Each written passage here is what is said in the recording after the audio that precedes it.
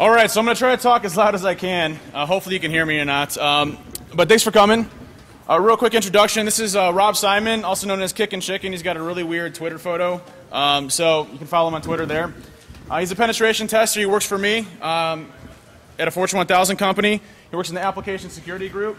And basically what we wanted to get out of this presentation was a lot of cool stuff around the home automation side, as well as the broadband over power. So we'll be talking a little bit about that. About me, I'm the creator of the Social Engineer Toolkit, Fast Track. I'm on the Backtrack development team. I'm a CISO for a Fortune 1000 company, and I give hugs. So if anybody wants to give a hug after my presentation, thought I did a good job, that's how I show it. Yay, DEFCON! Also one of the founders of DERCON. So before we start, I do want to get an introduction. There's a person in the audience that works with me that has an extreme fear of people that brush their teeth, and I'm no joke. Just the talk of it makes them start to dry heave and throw up. So I've slipped in some pictures of people brushing their teeth. So that person gets up and walks out. You know exactly who it is, and we'll point at him and laugh at him. So he told his wife he's going to try to get over it in a year. So we're going to try to expedite that a little bit today. Okay. So a quick slight diversion, since we're talking a lot about hardware hacking, we're going to get into it. One of the devices that we used was called the Tinsy device, which you can get from prjc.com. And what the Tinsy device is, if you're not familiar, Adrian Crenshaw, our Iron Geek, found these little guys about a year ago, and a guy named Josh Kelly and myself presented at Black Hat and DEFCON last year on it. And so we've kind of expanded our research a bit, and I wanted to just do a quick hit on this before we dive down into the power line stuff. And really what the Tinsy device is this little microcontroller here. It's about this big, and we use it in some of the stuff that we're going to be showing you today in the broadband stuff. But essentially what this does is you can program it via the Adreno programming language, and it can be anything you want to. In these cases, we basically programmed it to be a keyboard. And so when you insert it into a computer, it's got onboard memory and starts executing commands very fast and rapidly on the machine, and you're able to basically attack the system via a fake keyboard. And why that's important is most companies disable auto-run, so you can insert it, it's not going to automatically run. This circumvents and bypasses it because it's emulating an actual keyboard itself. Now, last year we morphed it into a weapon, and it was kind of a kludge. What we did was you inserted it into the computer itself, and it wrote out a VB script or a PowerShell downloader, went and downloaded something, and then executed on the system. Well, we weren't really happy with that. And so you can see that's the Tinsy device right there and how small it is. And you can buy them for about 16 bucks. And here's some customized ones. You can see the one in the middle. The one on the left is the Tinsy 2.0. The one in the middle is the Tinsy++, which has more onboard memory storage. And then the one on the right is one of the ones weaponized by Iron Geek that has different dip switches, which you can program them to do different things. So you can program dip switch 1 to target a Windows machine, dip switch 2. So if you're on a penetration test, you pop it in. It does some cool stuff, right? And this is one of the ones that Garland did, which I know he's in the audience as well. Did the motion sensor one, which is also really cool. So you can actually detect if that person's there or not. So let's walk through some basics real quick of this. In order, what we wanted to do with the Tinsy device, Josh and myself, was basically take this device and figure out a way to drop a binary onto it. And do it all through keyboard emulation. Now there's one major problem and hurdle. The Tinsy device only stores about 34K of storage space, and on the Tinsy++ about 128K. So your binaries would have to be awfully small, or you'd have to use some sort of downloader or something like that. And so our choice to get a binary on there, what we wanted to start off with first was taking a binary, converting it to hexadecimal or base 64, and then writing it out via a keyboard, and then converting it back to a binary via PowerShell. So here's just some simple Python code. That imports bin.ascii, which is one of the Python modules for binary conversions to ASCII. And then we basically read in a binary, which is a Metasploit base payload, and we convert it to a hexadecimal representation of that binary. Okay, so we got some hex now, which is great. Now we need a way to actually convert it back to a binary on the system itself. So once you insert it, it's going to write out this blob of hex, and then you pop it back into the system. PowerShell basically then is going to take it, reverse it back to a binary, and then trigger on the system itself. So here's some more Python code. And all of this I'll talk about. It's available in the new version released today in the Social Engineer Toolkit. But here's some of the code there. And so here's kind of what it looks like on the TNZ device itself. We have different byte arrays that we've broken down the hex into in order to get it to work. And so that's some more. Unfortunately, we didn't have enough size, right? A interpreter-based module is probably going to be around 74K, even if it's packed. And so we started looking around and we're like, well, hey, we could do some really cool stuff with shellcode exec. And if you're not familiar with shellcode exec, it's a small 5K executable that reads in alphanumeric shellcode, injects it straight into memory, and actually executes on the system. So we're like, okay, this is pretty cool. Maybe we can get shellcode exec as a binary and then drop an alphanumeric shellcode base of an interpreter onto that, inject straight into memory, never touching disk, so circumventing antivirus and everything else out there, and get that to work directly into memory with whatever we want to. So testing it out, we custom compiled shellcode exec to make it as small as possible, humanly possible, and convert it to hex. We created a interpreter reverse TCP stager that was alphanumeric shellcode, and then we converted that to hexadecimal and popped it into the system. And just real quick, sorry. He hates the froth. That's what gets him. So that's the best one I could find.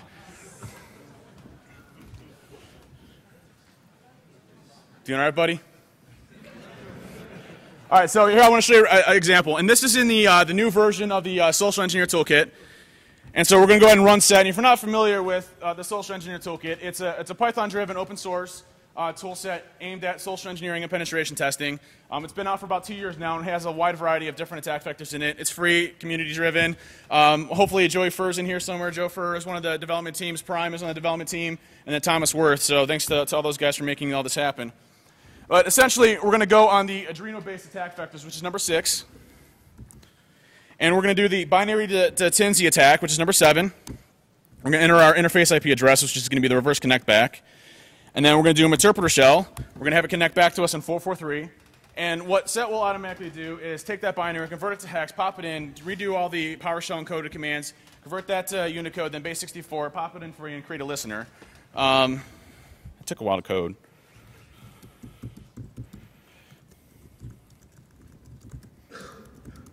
And then what I'm going to do is I'm going to copy this onto my Mac drive here, and then I'm going to upload it to my new TNZ device.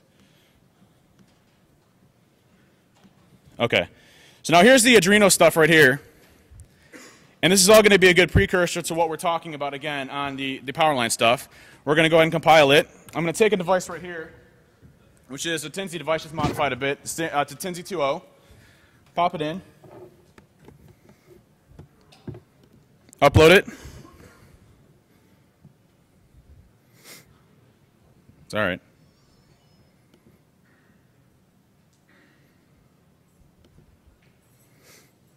All right, so now we got our new code running on, and then I got a fully patched, Windows XP or Windows 7 system here. We're going to insert it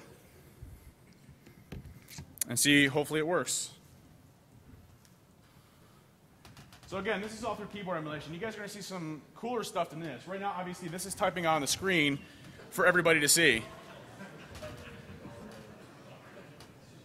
I can't type that fast. I'm a pretty fast typer, but actually there was a 10 millisecond delay in there, so it can go faster. But we'll talk about something here in a second that's just going to blow your guys' mind. This is basically the trivial stuff compared to what Josh was able to do here in a few minutes.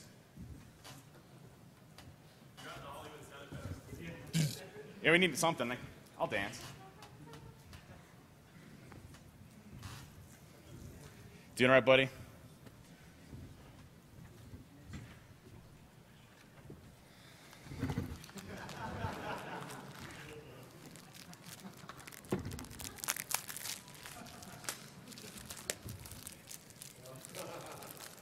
So it's doing its conversion and back to binary for us.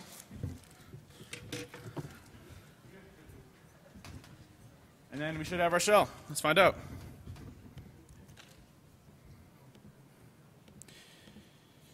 Alas, we got an interpreter shell.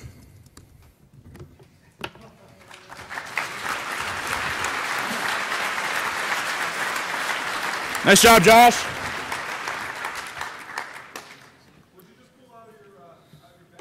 Nothing yet. So that's not all, guys. So that was doing it through shellcode exec, but we weren't happy there. We're like, okay, well, we can get shellcode exec, we can get alphanumeric shellcode, but what about a binary that we want as large as we possibly want? So Josh soldered in an SD card mount onto the Tinsy device. And basically, we can natively read in the SD card. So when you insert it into a computer, it doesn't recognize as a flash storage device. It still recognizes as a computer. The Arduino device then reads off of the SD card natively and starts writing that binary, that representation of hex onto that system as long as you want it to be. So now we can basically put a 16 gig file onto that system all through a Tinsy device and all through keyboard emulation. So that's really not all. So trying typing out, 128K file or a 2 meg file all through the keyboard emulation. It's going to take a long time, right? So Josh figured out is a way to open up a serial COM adapter and copy it over serially all through the native USB driver itself. So you plug it in, it rewrites itself as a COM drive serial port, and then basically copies it over, and you have about a 2-second write out of a binary file versus about a 5-minute size of a binary file. So essentially, you can copy any binary over you want in any way, shape, or form. And so you might be saying to yourself, this is kind of, because I mean, you can see the stuff writing out on the machine itself, right? So someone's going to notice that. So what we're doing right now, and unfortunately we weren't able to bring it here, it's like all literally wrapped around our table in the office, all soldered with different parts. But what we did was we did an inline repeater for the keyboard. So essentially what we're able to do is take a keyboard, remove all the connections from it, have the Arduino device be the inline input for the keyboard. So when you type a key, it goes to the Arduino device and then replays back onto the machine itself. Well, why is that important? Is we can now detect when someone's not there. So if someone hasn't, touched the computer in 20, 30 minutes, or 6 hours, we can still move the mouse, because we can emulate a mouse, move it up and over so the screensaver doesn't kick in. And then when they're not there, off hours, you just inject all your stuff into there. No one knows that it happened, and it disables itself, and you never know. And so that's all easily concealable inside of the Tinsy itself. And so that's us starting off with the basics. That's when we're trying to get the SD mount into place. And you can see we just started soldering a whole bunch of them. And that didn't go very far, but that's a free one for somebody. And that was the finished product. That's what it looks like right there. All right, so back to what we were talking about before. That was a good introduction to what we're talking about. When we decided to do this talk, we wanted to talk about a couple of different technologies that are using it, but we focused heavily on home automation aspects. So what we're going to be talking about a little bit is broadband over power. We're going to be talking a little bit about the different types that are out there right now, like the home plug, which is one of the more common ones. We'll talk a little bit about X10, Crestron, Lutron, Z-Wave, a few of the different home automation systems out there. And we'll be releasing some new tools and some new code out there for breaking them up a bit. And so a little bit about BPL. Broadband over power lines was really a standard that came out to transmit Ethernet-based signals over power lines, right? And you can get them at Best Buy. You can go to Best Buy and spend $100, and you have these two pieces of these two devices. One plugs into your outlet or your power jack upstairs or downstairs, and you plug another one up somewhere else, and it bridges the connection of Ethernet through those power lines. And so you can get pretty high speeds. I mean, I've seen anywhere from 35 to 40 megs per second to what they tout anywhere up to 365 megs per second all over power lines. It really depends on how much noise you have going through your power lines themselves. And so one of the more popular ones right now is the home plug, which is the standard that's essentially used for these new devices that are out right now. So, normal wiring systems can transmit this in other standard powers. Now, the drawback is it's really hard to carry higher frequency ranges during these type of things. Most of the newer devices support 56-bit DES, and they also support AES as well. So the newer ones that you can find in Best Buy do support AES. Oh, gotcha. No problem. We're bouncing a bit. And it's also used a lot by the smart grid systems. There's a lot of foreign countries as well as third parties that like to use this because they don't have to invest in any type of existing infrastructure. So really they can communicate via Ethernet-based systems all through power lines. And so the more the home ones, which we did a lot of research on, but they're also being used a lot in corporate environments for bridging networks, which we're not even seeing a lot of, or we're not even pen testing as attackers. They generally support DES, like I said, or AES. Keys for those AES keys are generally Linksys or whatever the manufacturer of them was. So the default password key for the AES encryptions are generally guessable. One cool one is the Netgear 500, which actually you can press a button that randomizes the AES security key between the two. Fortunately, they're not generally using FIPS-compliant base encryption key exchange, so you can actually intercept those if you want to. But I mean, for the most part, they're pretty heavily decent, and they're awesome for penetration testing. And so what we wanted to do was use it for a real-world scenario. And so we did it for our own company. We did a penetration test, and we used one of those badge cloners to clone someone's badge, go into our organization, and then we basically modified a power supply for a computer and use that as our method to transfer the Ethernet connection over the power lines and then back to a different room that we were hiding in. And so we were able to actually attack the network through the power lines itself, which was pretty neat. So, you know, small example here. Now this is when we start getting into the cool stuff.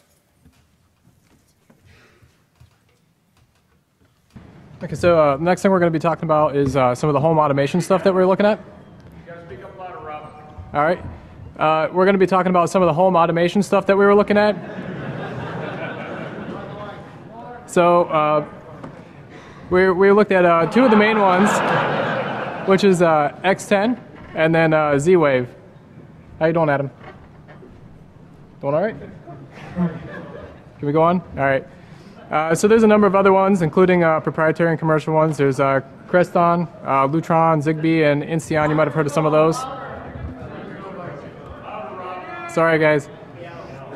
So home automation basics. Basically, the X10 devices, you plug those into the power line, and you don't have to run additional wires throughout your house. You can use these for security devices. So they have motion sensors, door sensors, window sensors.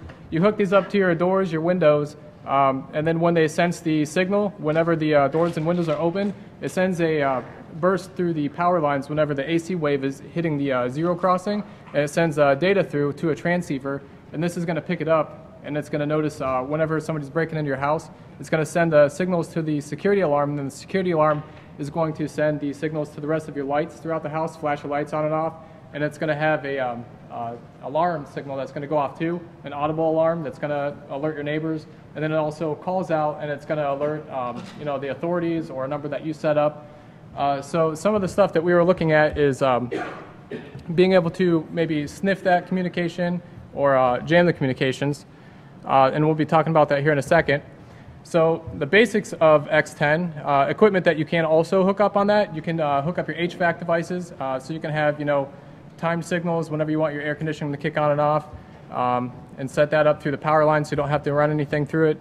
And then again, we covered the motion sensors, lights, there's cameras, security systems, and your doors. And some of the drawbacks of X10 that we found is they don't have any encryption on them, so the data that goes through there, it's all documented online and on their website. It goes through in clear text, there's no encryption. Another drawback is that there's only 256 devices that you can have on a system with X10, and there is also heavy interference on that sometimes, so if you've got heavy appliances like your TVs, microwaves, large appliances like that, they're going to cause some interference and drop the signal that's going over the power lines. Some of the devices for X10 also communicate over RF. They communicate over, in the US, over the 310 megahertz frequency. The devices that use the RF would be your motion sensors and your windows and door sensors. And then there's also some of the other devices that you can get where you plug into the wall and use wireless remotes to turn your lights and stuff on, and that also transmits over RF. The RF transceiver is going to pick up that signal, and then it's going to replay the signal back through the power lines to communicate with the devices. So here's some of the X10 codes that we have. You can see the different binary strings that get sent across. Some of the commands for turning units on and off, turning lights off. Some of the extended codes that they have out there too. Not all of the devices use the extended codes, but some of the security devices use the extended codes. So this is the X10 kit that we got. On the left, we've got the transceiver that we use to send the devices through the power lines, and then on the right is going to be one of our appliance modules, and this is going to be what you're going to control your lights with, your HVAC systems. So you're going to plug a device into here. You've got a dial on the top for a unit number, 115, and then you've got a dial on the bottom for a house code. So you can set different rooms on different house codes, control the devices on house code A, you know, turn them all off, and that could be like one room or whatever. So that's how you can kind of communicate with the different devices. And the window and door sensors are the same way. You know, they've got different codes that they'll send in. So when a door is open or when a window is open, it's going to send that device code over to the security console, and it's going to let you know which device was opened. So we decided to try to make a jammer and a sniffer for X10. We thought it'd be kind of cool if you could walk up to someone's house and pop a plug in on the outside of their house and kind of sniff the commands that go back and forth. So what we've got right here is we started doing an Arduino-based sensor. It's going to plug into your outlet, and we can walk up to the outside of someone's house, which is the cool part. You don't even have to be inside. You plug it in, and it's going to receive all the signals that are going through the house. So when people are turning their lights on, turning their lights off, any kind of sensors that are tripped or sent off, we'll get a code for that. And we're actually working on a sniffer that's going to be working over GSM. So we can plug a SIM card into that, plug it into someone's house and walk away, and it's going to send us a text notification every time someone comes in and out of the house, every time somebody turns on their devices. So we can kind of case the place out, find out when are they home, when are they not home, get an idea of when might be a good time to break into the house. And even better with that, you can send in commands too. So you send a command to it.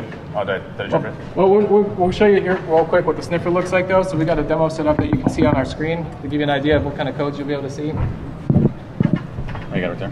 Yeah. So what we have here is, this is one of the standard remotes that you can find for it. It plugs into the power line, and then you push one of the buttons on the remote here, and it's going to send the signal to turn the lights on and off. We did Christmas lights. Unfortunately, it's not Christmas in July, so we missed it by a little bit, but the spirit's there. So you can imagine, if somebody's tripping alarms or whatever, it's going to be sending these signals as well. So a good visible demonstration, we got some Christmas lights for you guys to see. So someone comes home, they send the signal to turn their lights on, and nothing happens. But the lights turn on, so that's good. So let's go double check this and make sure it's still running.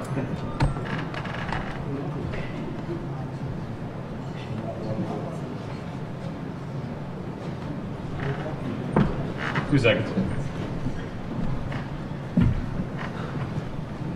The TSA was not kind to me when my devices went through, and they knocked a couple of the wires out, so I just want to make sure everything's connected up right here. There we go. There we go. So you hit the off button, and then you can see that the lights went off and lights go back on.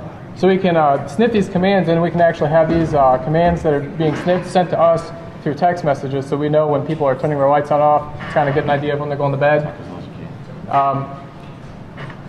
And then, so these aren't actually hooked up to any other devices, but there's other commands on here, so we can sniff these as well. So any of the other devices that are being controlled will be able to see them. So think about it, in a large scenario, a lot of corporations are leveraging home automation aspects. You can essentially sniff their entire infrastructure and find out everything that's going on there. And we'll talk about the jammer in a second, but the ability to actually send messages over like a Verizon network or something like that to that device and start jamming it, i.e. security systems or those and walking into the infrastructure being undetected, is definitely a plausible situation. Get that back up. Yeah.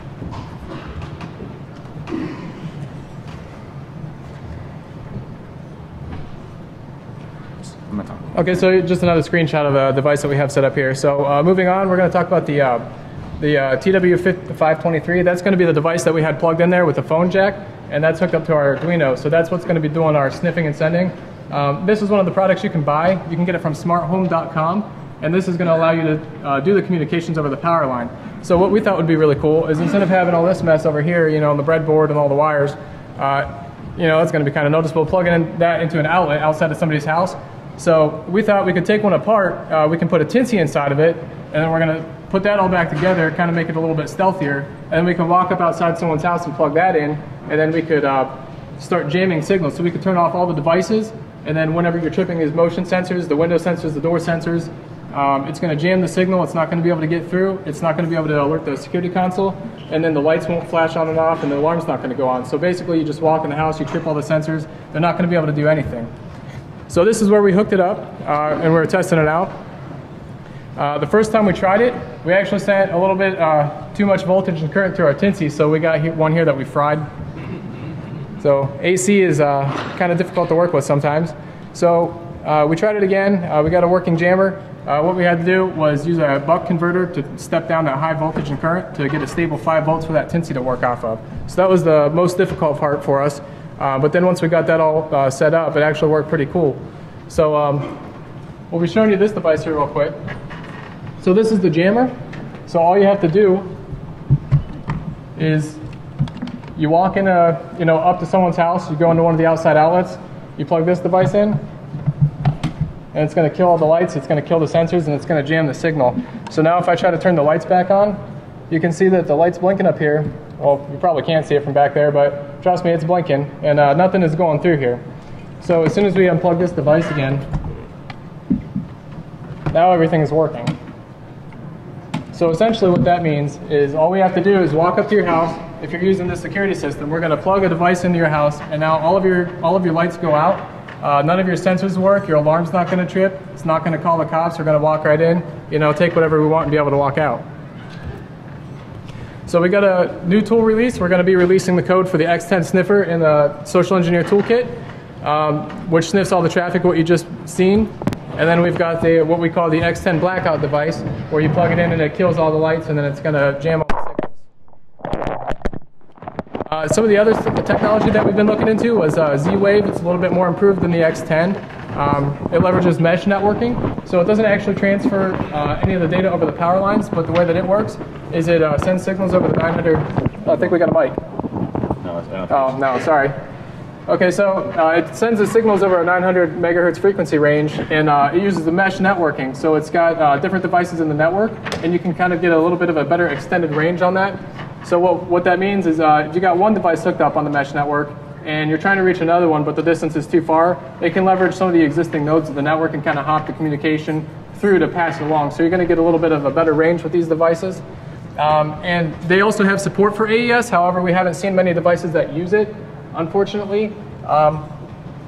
So, that's unfortunate. The jamming, you can do some jamming on the Z-Wave. Since it's running on the 900 megahertz frequency range, if you just you try to build a device that's going to send some interference through that 900 megahertz frequency range, it's going to be able to block the communication, so it's not going to be able to get through. Which is somewhat illegal, by the way. Yeah, so the whole RF thing is illegal, so we didn't bring any of those devices. So I don't think we'd be able to get that through the TSA. So we were looking at the SDK for Z-Wave, and it actually comes with a sniffer with it, so you can kind of sniff the protocol, but they're a little bit pricey. They run around $2,000, $3,000, so it's not going to be something that your average person is going to be able to afford to pick up, but they do have that with it. So the AES encryption, when we were looking into this, when you do AES, when you initialize the keys, we found out that it doesn't appear to be using a FIPS compliant method for initializing those keys. So it's actually possible to sniff those keys as they're initializing the devices. So we can pick up those keys when a new device is being added to the network, and now we'll be able to sniff the communication that's going through the mesh network, and then also be able to maybe inject packets or whatever else you want to do at that point. But again, we haven't seen any devices traditionally. We saw one that was a door handle, basically, that supported AES. But aside from that, for the most part, the majority of them do not. So,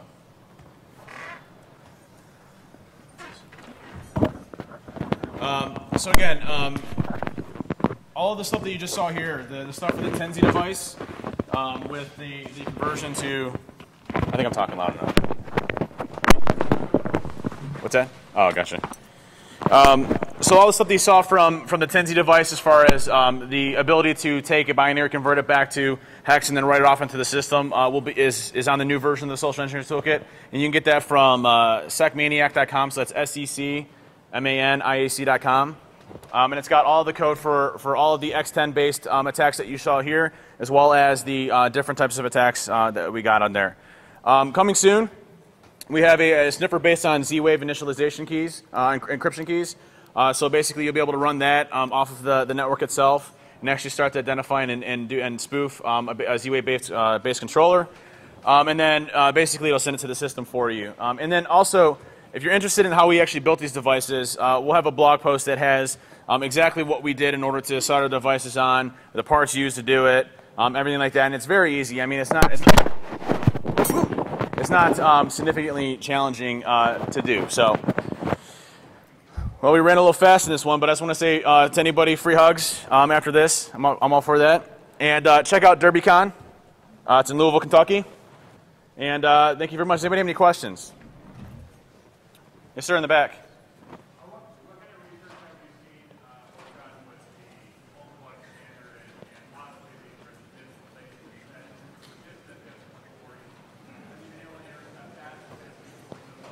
No, the only issue that we've seen with the home plugs are the default keys that are being used by the actual vendors themselves. The actual encryption standard for it's actually working really well. So we haven't seen any exposures as far as that goes, minus the default keys.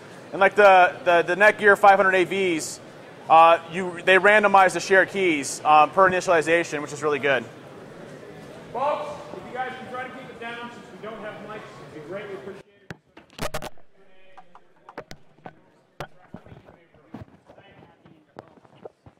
It was just interesting. Just interesting. That was it.